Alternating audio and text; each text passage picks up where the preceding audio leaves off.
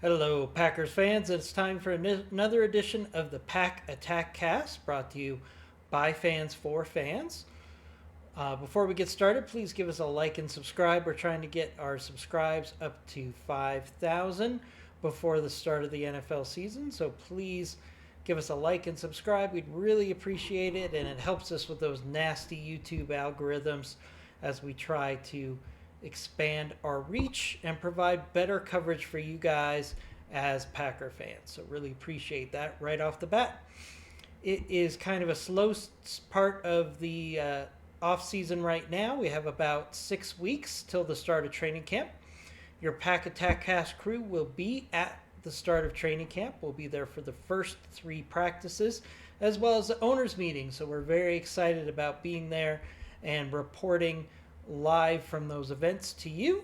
And once again, give us a like and subscribe so you don't miss that activity. What we're going to do today, since it's the slow season, is we're going to start a series where we look at each player, each group of players on the roster, position by position, and give you our thoughts on what to look for in training camp, as well as our thoughts on how these position groups will develop during training camps and your starting lineups for the start of the season.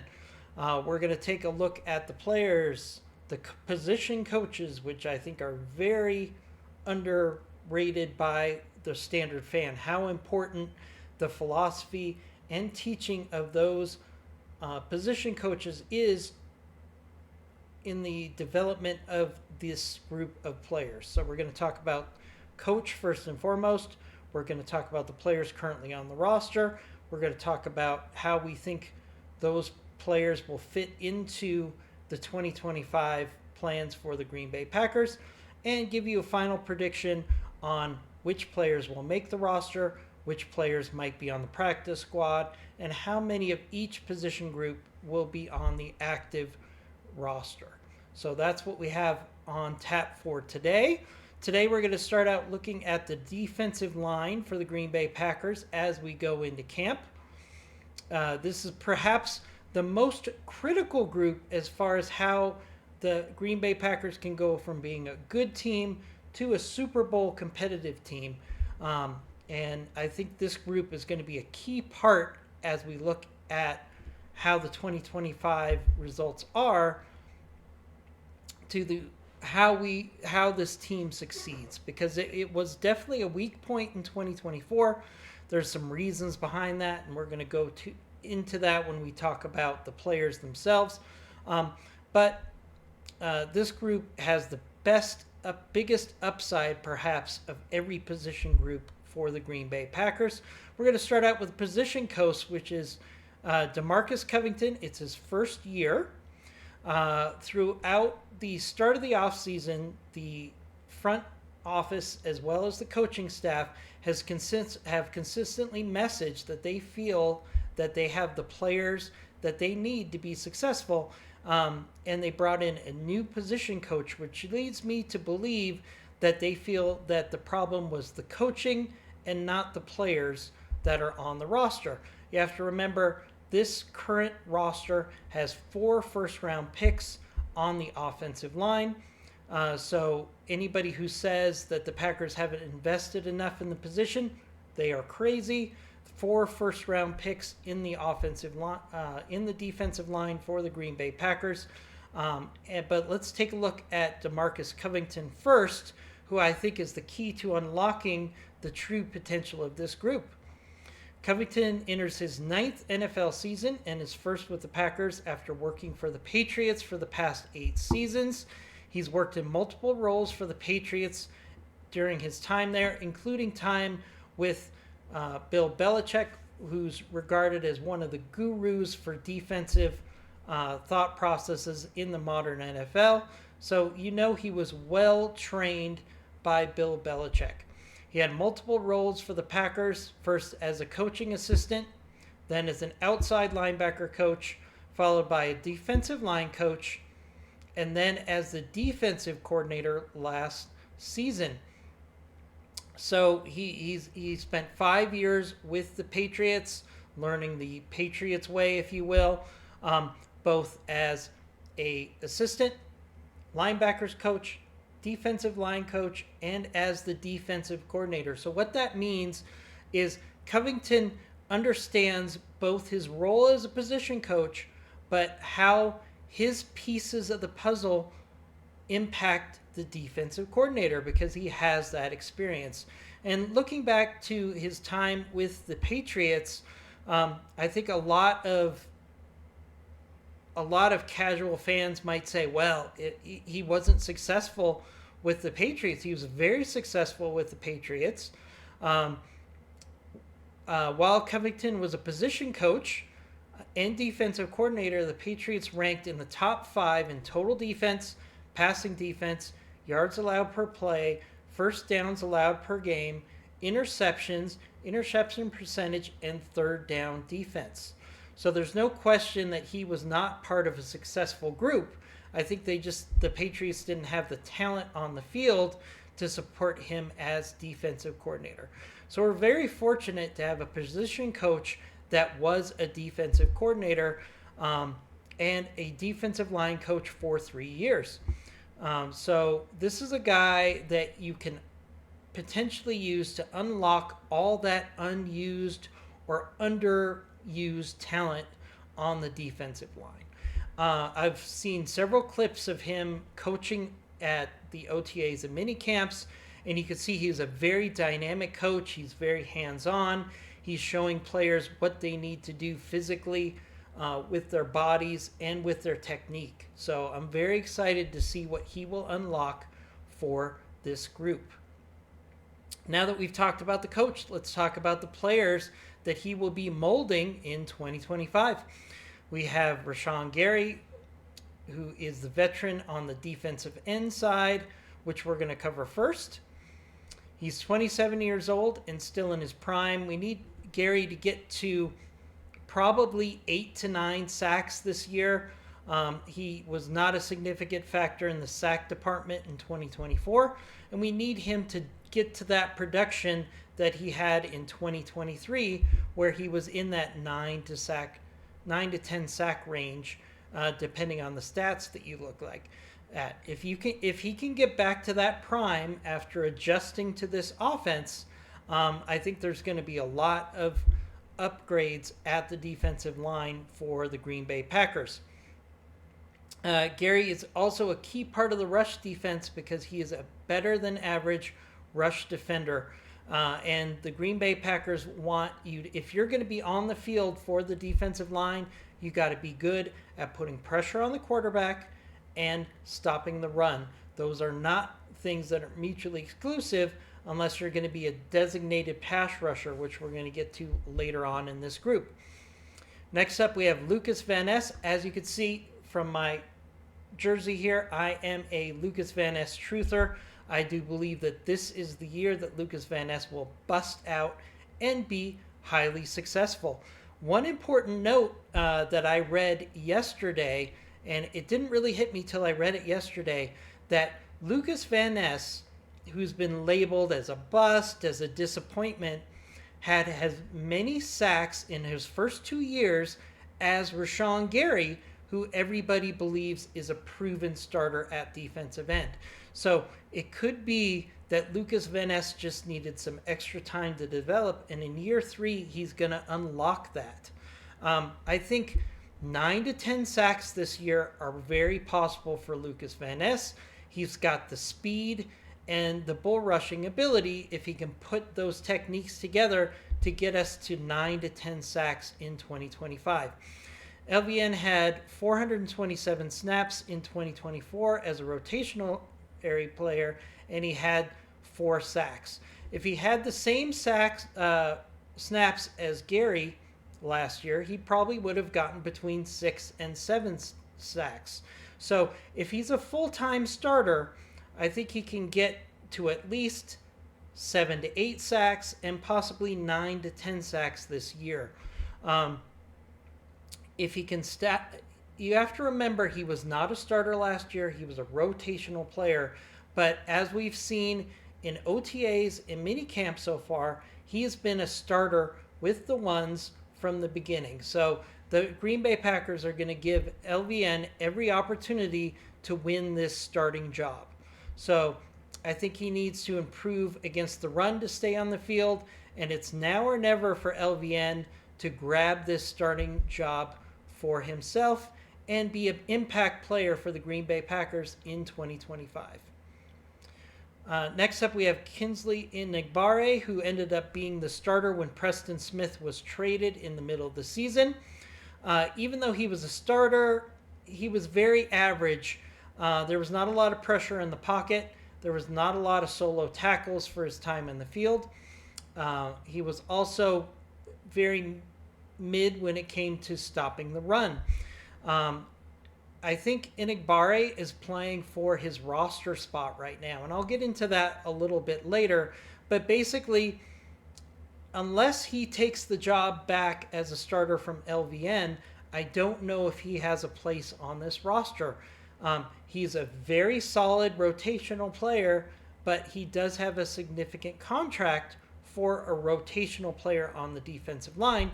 In addition, we have a lot of younger players that have been added to the roster that the Packers have to find a way to get onto the roster. So unless he flashes in camp, I can easily see Enagbare traded away before the season starts, because he either has to be the starter or there really isn't a spot for him on this roster.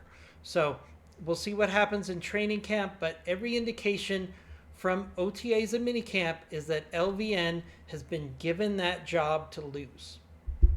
Next up, we have Brenton Cox, who is very effective in limited snaps and will be a key rotational player in 2025. If Lucas Van Ness wins the starting job, I see Cox as being the primary rotational piece off the bench and a spot starter if there's an injury to Gary or LVN. So I expect Brenton Cox to be getting action on both sides of the defensive line. If Gary or LVN are off the field, Brenton Cox will come in to be that rotational pass rusher to keep things moving even if the starters are off the field. Next up, we have Brandon Sorrell. He's a rookie, but last year he was a key part of the Longhorns defense and played both inside and outside. I think he'll be a key rotational piece in 2025 and a key depth player. I think he can be an impactful player with limited snaps. I see Darren Sorrell kind of getting into that Brenton Cox role of being an effective pass rusher with limited snaps in 2025. Next up, another rookie that we had brought in is Colin Oliver. He was a linebacker in college, but he was drafted as a defensive end in the 5th round. I think he will be a designated pass rusher on clear passing downs, either as a linebacker or defensive end. I think he makes the roster because he has the ability to play both positions and special teams. I'm concerned about him not being on the field for OTAs and minicamp due to injury. So hopefully Colin Oliver can get healthy before training camp and be an effective player in training camp once he gets over this injury bug. So that's what we have for our defensive end group.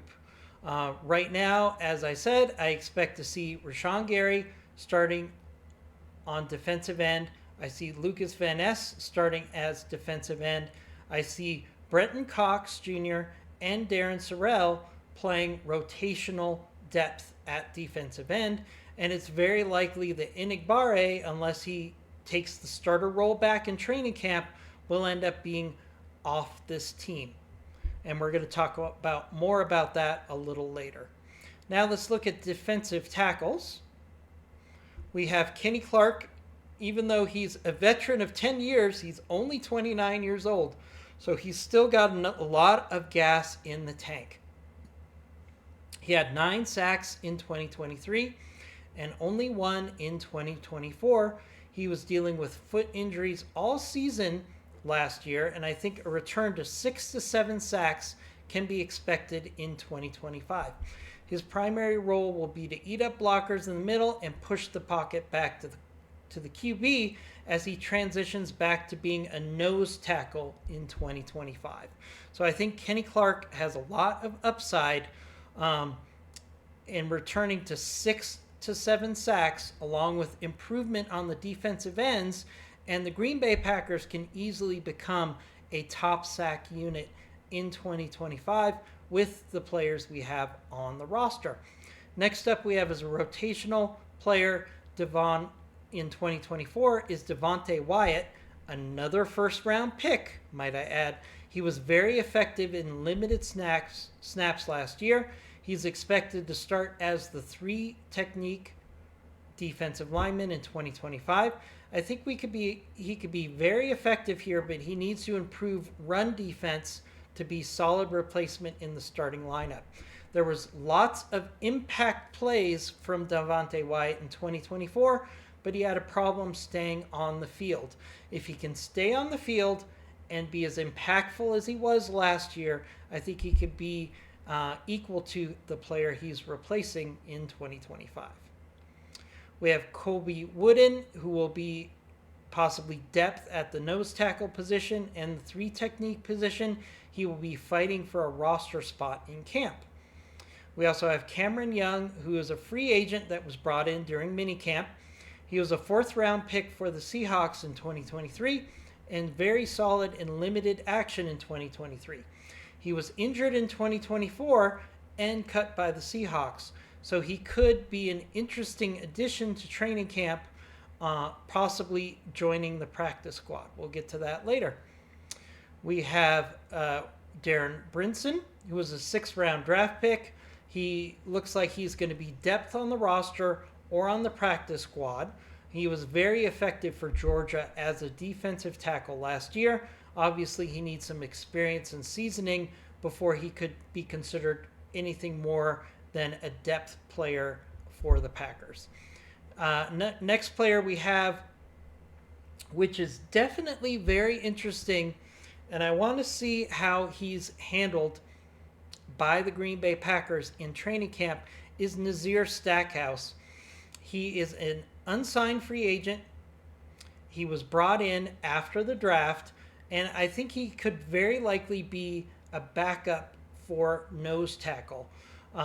That adds significant value because he's got the size and the ability to play a nose tackle, so it's very likely he could end up on the practice squad. Just in the event that there is a significant injury for the defensive line, they can call him up. We have one more player, and some of you might have thought that I forgot to talk about him. It's Karl Brooks. He's currently listed as a defensive end, but I think with all the additions we had in the rookie draft, I think he's more likely to be in the conversation as a defensive tackle. So it'll be interesting to see where he plays in training camp. He has the size to be a contributor and possibly a spot starter at the nose tackle position. He's very solid in pass defense, but he's a liability against the run. So hopefully this is something he can improve on.